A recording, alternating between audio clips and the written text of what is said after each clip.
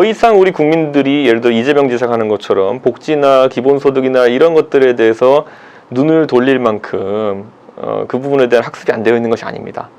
이제 우리 국민들은 한 2012년 때부터 벌어졌던 복지 논쟁을 다 기억하고 있는 분들이고, 결국에는 어떠한 식의 시혜성 복지라 하더라도 나중엔 청구서가 날아드는 걸 인식하고 있기 때문에 저는 지금까지와는 완전 다른 전장이고, 이재명 지사는 그 복지와 기본소득이나 아니면 이런 영역에서 뜬 사람이지만은 이번 대선이 그것을 중심으로 해서 치러질 거라서는 보지 않습니다.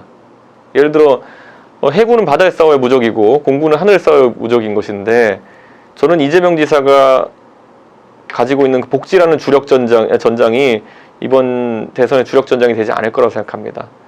윤석열 전 총장은 경제에 대해서 한마디도 한 적 없지만은 문재인 정부의 부패가 판을 치고 있다. 부패가 완전히 판을 치고 있다라는 한마디로 국민들에게 지금 이런 사랑을 받고 있는 거거든요. 예.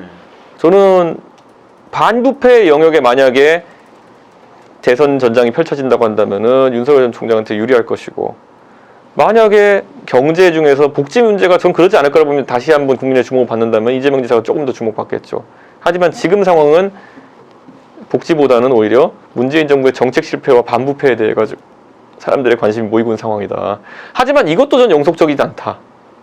결국에는 또 다른 영역에 설정되면은 저희 당내에서도 이제 다른 준비하고 계시는 분들이 뜰 수도 있고, 아니면 아까 말했던 것처럼 코로나 이후에 어쨌든 경제 성장이라는 걸 걱정하는 국민들이 늘어난다면은 박용진 의원 같은 얘기한 사람들이 주목받을 수도 있고요.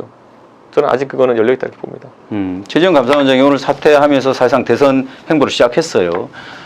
그분이 대선 전국에 뛰어들 때는 이제 개헌론이 탄력을 받을 것이다 이런 전망들이 좀 나오죠. 개헌에 대한 입장은 어떠십니까? 저는 개헌은요, 지금 대선과 엮이는 순간부터 대선 자체가 순수하지 않게 돼버립니다.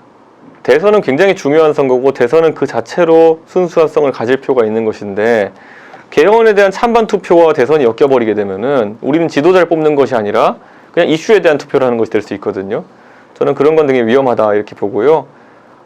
저는 최재형 감사원장도 이제 퇴임하셨으니까 본인이 지금까지 국가를 위해서 공무원을 봉사하신 거 이외에 예를 들어 정치라는 새로운 영역에서 국민들에게 봉사하실 거라고 한다면은 되게 고독한 본인의 판단의 과정을 다 거치시고 나왔으면 좋겠다.